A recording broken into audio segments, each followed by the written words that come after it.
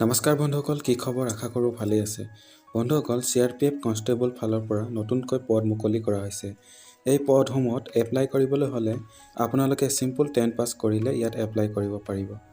বন্ধুসকল, ভিডিঅ'টি শেষলৈ চাব আৰু ভাল লাগিলে ভিডিঅ'টিত লাইক এটাৰ লগতে চেনেলটো ছাবস্ক্ৰাইব কৰি দিব। বন্ধুসকল, CRPF কনষ্টেবল এপ্লাই অনলাইন মাধ্যমেৰে কৰিব লাগিব আৰু ইয়াৰ লাষ্ট ডেট হৈছে 15 ফেব্ৰুৱাৰী 2024। ইয়াত চেলাৰী দিয়া হ'ব 21,700 পৰা 69,100 টকালৈকে। জব লোকেশ্যন হৈছে অল ইণ্ডিয়া। ইয়াৰ এপ্লাই ষ্টাৰ্ট হ'ব 16 জানুৱাৰী 2024 তাৰিখৰ পৰা আৰু লাষ্ট ডেট হৈছে 15 ফেব্ৰুৱাৰী। আৰু কেণ্ডিডেটসকলৰ মিনিমাম এজ 18 বছৰ হ'ব লাগিব আৰু মেক্সিমাম এজ 23 বছৰ হ'ব লাগিব। OBC MOBC বিলাকে 3 বছৰ এজ ৰিলেক্সেশ্যন পাব আৰু ST SC সকলে 5 বছৰ ৰিলেক্সেশ্যন পাব। UR OBC MOBC বিলাকে 100 ৰুপিজ পে'মেণ্ট কাটিব লাগিব আৰু এই পদখিনি স্পট কোটাৰ কাৰণে মুকলি কৰা হৈছে আৰু টোটেল পদ আছে 169টা। এই পদসমূহত এপ্লাই কৰিবলৈ হ'লে স্পট চাৰ্টিফিকেট থকাটো বহুত জৰুৰী, তেতিয়াহে এই পদসমূহত এপ্লাই কৰিব পাৰিব।